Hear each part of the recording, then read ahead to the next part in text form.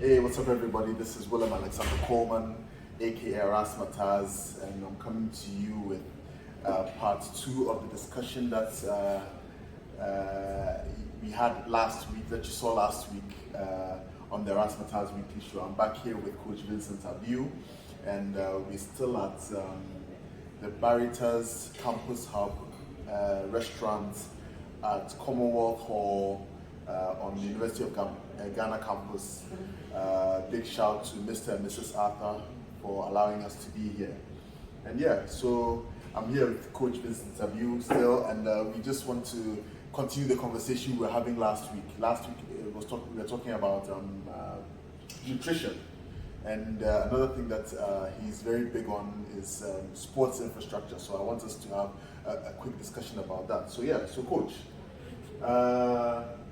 thank you for being here once again. And yeah, I wanted to ask you, I've heard you on several platforms talking about the infrastructure that we have in this country, and even mentioned it on last week's episode that we need to invest more in our infrastructure. One thing that I seem to notice is that we have a lot of artificial turfs, and it's something that, well, I'm not an expert, but I know that it's always better to have like a natural. We should invest more in natural pitches than artificial pitches. But we seem to be doing much more of artificial pitches. How would that impact our performances? Like, why is there the need for us to probably invest more in natural pitches than artificial turfs? Well, thank you. I think it's one of my biggest headaches when I see artificial turfs. It's going to destroy the future of our players in terms of injuries. In terms of injuries. Injuries is the first problem, and taking it medically, holistically, the future implications are too high. I see, such as the future implications are too high. Try and play on it on a hot afternoon. Look at the fumes that come from the rubber and the amount of heat that is produced. If you take players to play on a hot afternoon, you can see when they remove their boots their feet from the boots, it's kind of cooked. Really? Yes, if you watch. To be honest, you must place that observation. I have tried several times that you should do it, it should be minimal. It should be on the minor side. Okay. Where life cannot be supported at all. You could put up an astroturf. You mean life as in like the growth of grass. The growth of grass, okay. Even with that, we can still grow very well. But when it comes to astroturf, it's not for the future of the game. The biggest mondial as a World Cup, it's never played on the astroturf. But in 2005, I think in Peru, the Under-17 World Cup, it was played mainly on artificial pitches. Yes, it was, but it was discontinued after that. I'm sure there must have been a reason for that. Yes, because its type of injury, we don't have even its type of doctors here. You don't? No, we don't. Not that we don't have doctors. I know, so you're saying that for all the artificial pitches that we have, we're not really prepared for. If anybody gets injured as a result of something from those casualties, we will not be able to treat them here. And it affects the joints of the players. That is even affecting the players for them to be getting a lot of joint fatigue. Okay. And because the shock does not go ground, when you jump and you return it, your body takes back all the shocks again. So your lower limb, the joints are going to be in trouble after you go on retirement. So what do clubs like West African Football Academy and Karela, what do they do? Because their pitches are artificial pitches. So sometimes we'll do, I'm coming up with a research to tell you that check the future of the players, that have they been able to really make it to the top? Some of the clubs who use artificial tips, their players are more injury prone in the future. Check the transfers they've done. Okay. But yeah, I was at Hartlepool, and somebody like Mohamed Al Hassan, I don't know him to be an injury prone player. Look at his growth rate. His growth rate in terms of potential. Okay. Potential. So what is happening is basically, but what it means is it's not good for the sport. It's not good for the sport. Okay. I think that is acceptable. That is the bottom line. So why are we investing so much in it? Why don't we? Is it that much more expensive? That is what people feel. That is cheaper than the grass in terms of. But doesn't it even affect the player's technique? Like, doesn't it make you? I think I would think that, you know, if you play on a natural pitch, it would make you better technically. Aside you know the dangers with injuries and everything. Yes, of course. I've not seen. I'm yet to see an advantage of AstroTurf, apart from the beauty and maybe how level it is where there are no obstructions. And another thing I've also noticed, Coach, I've also noticed is that they don't build standard size pitches as well. They do like 7-a-side, 8-a-side pitches. That is the problem. Is it? Why? We have Ministry of Youth and Sports. They should have a research department. Okay. We have National Sports Council. They should have a department for that. Then we have Ministry of Ghana Football Association. That is where football belongs to. They should have a research department. And says that this is the future of our game. This is the future of our players. Because even with the inflow of the AstroTurf, what is going to happen is going to affect our DNA and our style of play. Because we have a system where you see our midfielders going down to slide and pick the ball and we clap. Which is another exciting aspect of our game. Where the position player moves, this one moves first, sit down, you don't want to allow, and that's it. You understand? You cannot do it on the turf. No, you can't. The turf is more of always standing and facing. So our style of play will be affected. So who sat down? Who did we speak to? Which expert did we speak to and advise that the future of the game should be the turf? Because it's not even good for the sun. When the sun is hot, you will feel for the players. One of these days, let's conduct one of the interviews on the pitch on a hot afternoon. Yes, I always want people to feel it. I have done the experiment myself. Played. I've allowed people to play from mid-afternoon to it's always best on it early in the morning and late in the night. But in the afternoon, it's a no. By the afternoon, no. But we have a system. Most of our games are played in the afternoon. At 3 o'clock, yeah. At 3 o'clock. So with the turf, Ghana has not got a future. It's rather going to destroy our future. Our style of play. And the most fascinating thing is, this is a turf that is being rented. So if you can't rent, you can't play. Yeah. So it kills the talent. I've got a formula, 10,000 our performance formula. We'll be treating that as our sequencing time. Where you see that the more you play, the better you become. Obviously. But this is where we are turning our natural grass pitches to artificial pitches. It shouldn't be so. All we need is we only do research and come out with grass, high resistant grasses that can withstand the weather. And we manage it, and we play on it, and we can improve and become better. That's what I'm telling you. The best pitches in the world are dominated with sometimes 80% of natural grass, and they inject 20% artificial. Okay, that can be done. That can be done. Okay. So why are we moving from where people are changing from the artificial and we are not moving there? Is it somebody just benefiting from that? So, but what it means is the turf has no future for the game and it's destroying the player. So what it means is a player that is developed on artificial turf in the next 8 years will not be able to make it like a player that comes from the grass turf. So when you go to JMC, they used to be in Ghana, around Valley View. Okay. They do pure grass, and you even start with barefoot. Okay. So there's something good about barefoot, which we the Africans are going to throw away, especially at a tender age. So when you play my U10 and U12, you don't put on boots. Oh, for real? Yes. It's part of the Yes, that is where you get a technique right. You're able to strike the ball very well. That is how you are true about it. It's got very good technique when it comes to ball control. because it was developed through the JMC academy system. So at the early stages when we played barefoot, when we thought it was pure poverty, no. It actually shaped the players and the way they play. Yes. So when you go to JMC, they don't put on boots. When you take a team there, the minimum you can bring home is about 8, 10 men. They used to be here, they are no more. They are not putting on, they don't even have a goalkeeper. That reminds me of our boy Isaac Asamoah. When we were in Soul Clinic, he used to play barefoot. He was really good. So yeah, big shout to our boy Isaac Asamoah as well. When it comes to the turf, no. We should say no to it. We have minimum amount of time. And develop big standard pitches, especially in the villages where we rain on a regular basis. We shouldn't send a turf there.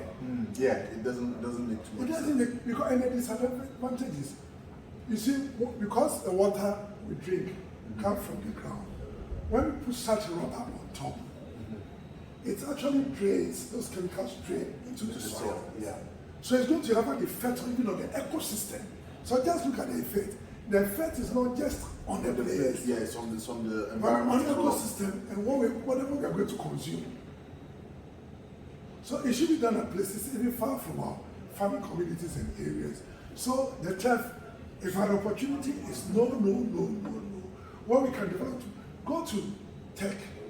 You were there. Yeah. We're not able to maintain the grass. Oh yes. We're not Ghanaians. So if you have that discipline to maintain the turf park, which is one of the best in the country, why can't we do it elsewhere? Go to Tafel, there's a pitch there. The cocoa research, grass, excellent. Oh, even this place, Crystal King's Palace. Yeah. Just go there and see. So why can't we do it? And why do we have departments in our universities? They should come out with grass, a particular type of grass that can withstand even the harmattan. Yeah. So in that period where we have much problem with water, we have water beneath. Why can't we have well around? And after games, or you can get there or drill a borehole or something. Drill a borehole. It's well treated and it's watered. The season comes to an end, we allow the park to fallow a little. So what do? Big clubs, you have like 2, 3, 4, 5 pitches. So once this is getting fallow and you're working on it, you are playing on another pitch. Yeah. That is only where we can develop the countries, even Russia, who had problem with growth. Because of the Mondial, they were able to develop about 200 pitches. Grass. So once we minimize that, so I'll come out with a research to tell you, players who have developed through that structure really didn't make it to the top. If you develop 10, only 3 will make it. I'd be interested in seeing the outcome of that. You understand? So I am not for it. I will never for it. Because we have the power to grow the grass. So why does club licensing allow us?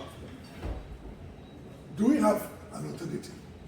And do we have any? It doesn't mean you can't play with it, but the effect is more of you personally in the future. So it's like you eating bad food. You understand? And your dietitian says, "Go this," and you still decide to eat it. So the nation must know where they want to go and where we want to go. Yeah, so we can develop. Assuming of 1 or 2 astrotypes, you don't train on it and play on it. Okay. So I think after 90 minutes you are gone. So the effect is not as much as where you develop, where you train, and where you work on. Where you spend much hours. Okay. I think you get it. So it comes to your personal development, associated infrastructure you are developing. Yeah. When it comes to like infrastructure, for instance, that is why you give like right to dream 10 over 10. I was there. Grass all over. I don't remember seeing a straight test with my ass. I don't remember seeing any. Grass pitches all over, and it's well maintained. So if somebody in Ghana can do it, why can't we do it? That is recently when I went there. And that's why I'm asking about club licensing, because I think the club licensing probably should be able to insist that, we use natural pitches and make sure that they're well maintained. It will be difficult for them to do that 100%. Why? Because of the cost. Because this is somebody's private investment. Yeah, but as okay, or It becomes somebody's more private investment. okay. So the one that is made up of the nation, the one that's been sponsored by the country. Okay, And now we start telling individuals, like if you want to go into infrastructure development, I would advise you to go for pure grassroots. Okay. So it's more of somebody's private business, like where we are now. And set up the way he wants it. Okay. But there should be a standard for national. Okay. All right. So Cape Coast and other countries, all the 275 municipalities should have standard grants that should enshrine in whatever we do. Okay. So it means national games are played on such level. Yes. So when it comes to infrastructure, like I'm saying, when you go to right to dream, excellent pitches, all grass. Yeah.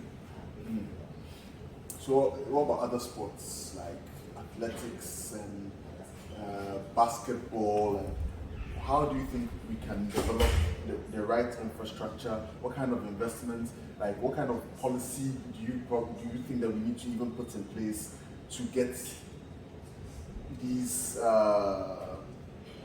all the sports must first come together. You see, some say they are less finance, so they have beef with football. The other sports need each other to grow. Like I mentioned, soccer is about 7 or 8 to grow. So why can't you put up complexes? Once you put up a stadium, everything should be there. It's a full complex. That is why we have sporting clubs elsewhere. And they are really run sporting. Basketball, handball, everything. Yeah.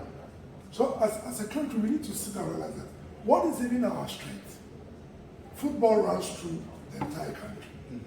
So every football infrastructure must come with other sports. Yes. Then we now look at the strength of the district and the region. So take Eastern region for instance. When it comes to table tennis, they produce one of the best. Yes.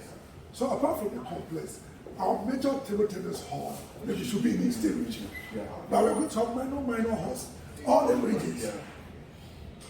They come to boxing, we have the podium. Yeah. So we don't need a podium at home. It doesn't mean home cannot produce boxes. So we have building infrastructure in almost all the regions. But it's nothing difficult to do. And I don't think we have the money to do it. It is about sitting down with experts, people with knowledge, technical know-how, and we sit down and decide that how much is going to investment and how do we return it. Pick one athlete and see how much that athlete can bring back into the country. You want to build a sporting complex.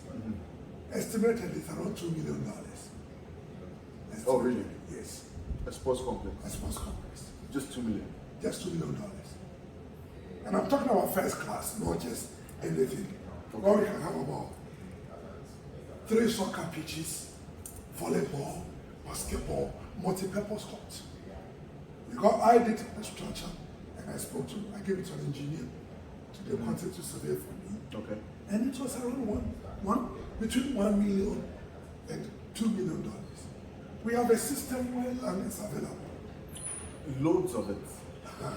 So why not we partner on a community base? So the chiefs are able to release 2-4 acres of land. Then we put up those infrastructures. Let's even take $2 million to build a complex in existing regions. It's how many millions dollars? $32 million. So now let's go to municipal. We have 275.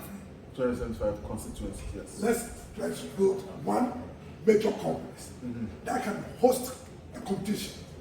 So we can do national sports festivals. You know, we used to have the day games. When we're developing as athletes, we used to have the day games. Day games is national sports festival. Where all the disciplines are done. Right. You know the idea. So that your friends will all be sportsmen. So I go to a competition and I play hockey. I meet somebody who play hockey from another region. Then all of us there are playing different sports in 1 week. So remember, Akosumbo, Augustine, Akosumbo, Maori School, we used to have traveler games. I was in Maori School. Right. Yeah. So sometimes we exchange, we play hockey with you guys. Yeah. And then Basketball. That is how those sports, those schools grow. So if we have all a big complex, you have minor ones. What you do is, your investment is to organize a competition. There's already an infrastructure. yeah. So all you're saying is, athletics team from home, next month we are doing a boat circuit. So there's competition. Next year, you say home is the host nation. So in 10 years, or now 16 years, we are going to move in all the regions. So we go to home, and host dominant is maybe long distance. So they hosted, they didn't win all the competition, they won. Yeah. Next time, so you, even the investor, can easily organize competitions. There are certain competitions can only be organized in Accra. Yeah. So when infrastructure is there, there's no way the athlete can grow. Because athlete grow based on competition. Because I've beaten you here, you also want to beat me in the next circuit.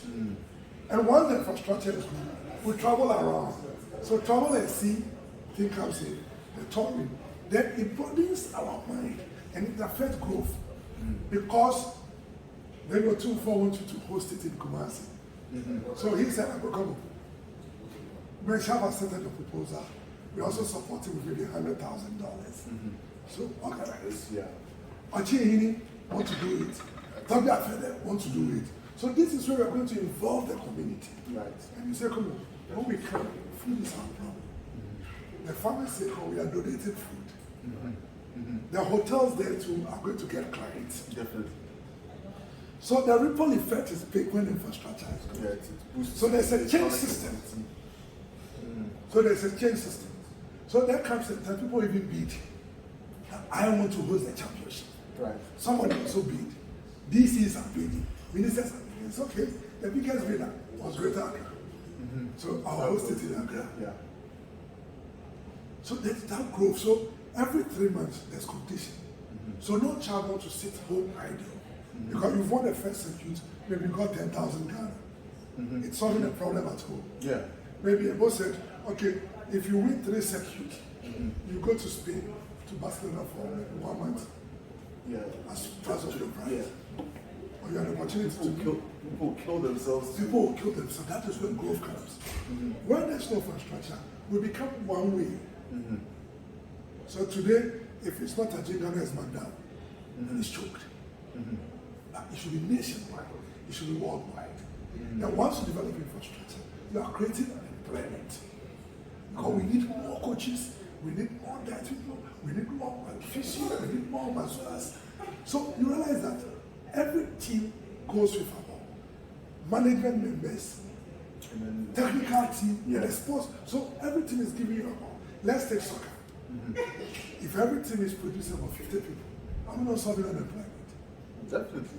So infrastructure is zero in this country. Because the national sports stadium scores 0. Accra Sports Stadium is 0/10. Isn't that bad? It's that bad. It's that bad. The pitch is that bad. That is why even teams here will perform at home and cannot perform away. Because the ball is not quick. But shouldn't it rather be the other way around? Because the pitches here aren't good. When they get good pitches to perform on, you cannot. You cannot. What it does is, the other one is also used to the good pitch already. You are not going to adjust. And with good pitches, what it does is, the ball runs faster. So watch our teams when we go away. It says our players found themselves wanting. yeah. So when we develop them, the podiums and all the infrastructures, the what it does to us is, when the infrastructure is one, we are going to produce more. So infrastructure in Ghana, it's 0/10. Because it's there, I'll give last. So let's say 1.5. 1.5, so 15%. Over 100. That is what I'm going to give. We don't have it apart from the podium that is top class now. We have nothing first class. In all the 10 regions, This is a sporting country. We are affiliated to FIFA 19, I think, just after independence. Yeah. We went to the World Cup with hockey. We went to other disciplines. We were ruling the world. Alisanu and the rest were ruling the world. Azuma Nelson is a Hall of Famer. We have a Hall of Famer in America, Okesi Tokulu, who is a Taekwondo Hall of Famer in the US. We have all them men. So what is our problem now? Yourself and other people are there. We need to look at it, quantify the investment, and put in money, develop it, and we get it back. In the next 10 years, I'm telling you, everything we put in sports, you get it back. How much is Serena Williams' wealth? How much is Usain Bolt wealth now? Because Jamaica invested in tracks. So when you go to Jamaica, athletics has been serious. When it's time for athletics in Takom, in Jamaica, you want to Augustus, we have Shubi and that brothers. Look at what they did with Augustus. Look at other guys. High school sports and school sports, whether high school or college or wherever elsewhere, is a huge investment. Big deal. I saw one high school in America. Their budget is bigger than the Football Association's budget. Yeah, I'm not surprised. You understand? So if we don't build the structures, we have the land. What is our problem? Countries sometimes must take the land to process before they can put the structure. We have the land to build anything. Let's pick on the discipline, categorize the discipline and say, come on, A, B, C, D.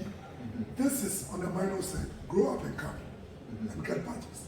In 1962, Germany invested 200 million Dutch francs. 62. In the 60s. 200 million. And Germany is winning in the Olympics. You say you want to win through prayer, through prophecy. No, hell no. Look at how much was invested. So they've invested much in tennis and soccer, and look at the drop effect. Take what have we invested in? Even in soccer, with the plus, we've not invested. We only throw the money away. Why can't we invest? The supporters we took to 2014 World Cup could give us 600 pitches. The money could give us about 600 pitches. I'm telling you. 600? Yes, 600. I'll verify that. Yes. I'll verify that. Because what is the price of a pitch? We have, that is what we have. Natural pitch. Natural pitch. That's what we are passing gardens. That's what we are passing gardens. Their responsibility is to improve the grassroots. That's what other research is happening. We are not making good of the investors. That is why we are where we are. We are not making good of people. So, but when it comes to infrastructure, we don't even need to talk about, there's no infrastructure, there's no proper direction. Once the infrastructure is not there, you cannot develop. Football is played on grass. You cannot play it on water. You cannot play it in the mud. It's played on a very good surface. Right. So one of the good surfaces is just the grass we're talking about. So when we talk of infrastructure, we've not built anything. We've not built the gyms. You need to go to the gym. Hit on the muscles. It's something that the steam I rooms remember. and other things. You've not built anything. You've done pure practicals in Spain. You saw the practical rooms you were going to. We don't have the labs. We don't have even the machines to check for certain type of injury. No. So most injuries are healed by themselves. And sometimes leave scar for the player. In future, we might be getting a lot of Parkinson's diseases and other things if you are not careful with athletes. The way they have been handled. Even countries where things are done well, look at when they go on retirement. Look at ours. Yeah, I was surprised to hear that Ajiman just turned 31 not too long ago. So, at what age did he retire? You know, I'm just saying that the age of retirement over here is so not. The infrastructure. You've been the average University of Johannesburg. Just like Legon here. It's well equipped. Every sport is played there. Just like my university in Spain, in Murcia, they have like there's a physiotherapy department there. They have machines that can determine that you are about to get injured. Yes. You know. So do we have any? No. We don't have even one. Ghana Football Association Even the entire sports ministry does not have one. So if you continue playing, you will get this particular. You will get particular injury. So we take precautions towards it. That is why most of our so if we don't have all those things, what have we done over the years? What have we done over the years? Our problem over here is that we think that sports is a waste of time. We think that we don't see the value of sports. We think it's just recreation. People just go kick a ball around for 90 minutes, or they go run around the track for a bit, and then at the end of the day, everybody goes home. But there's much more to it, as you have. Yeah, there's much more to it. There's huge investment. Put in the return. And yes, the film that comes with it, the advert, no president is popular than any sportsman in this country. It's true. No president. When we went to the World Cup in 2006, Ghana became more popular than the travel president Kofi has done. Oh yeah, I've said this on several, that sports puts countries on the map in a way that other things can't. Yeah. So why are we still wasting time and still treating the sports as a recreation? When it's a proper business. When it's a proper business, that will solve unemployment. It solves a lot of problems, not just from the social vices to unemployment to everything.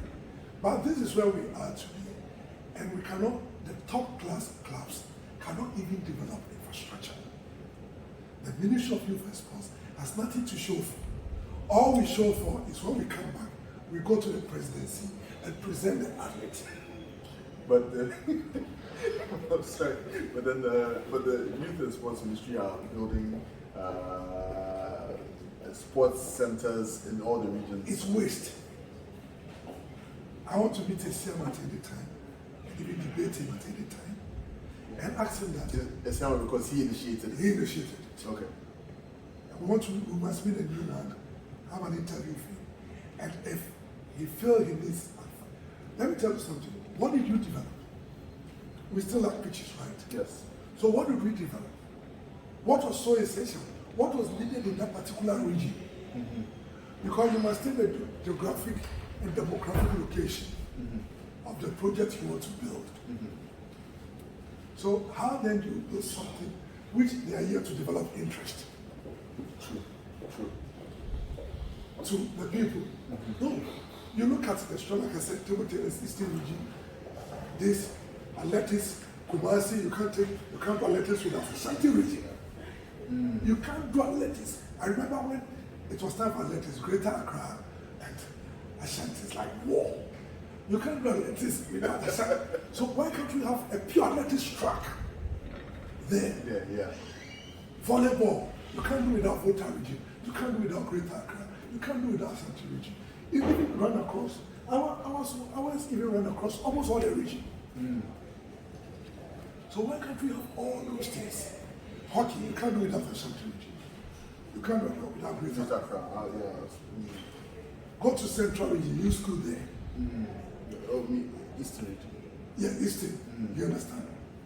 So check everything and see. So if you are building the centers, and the center is less relevant to the people, what have you done?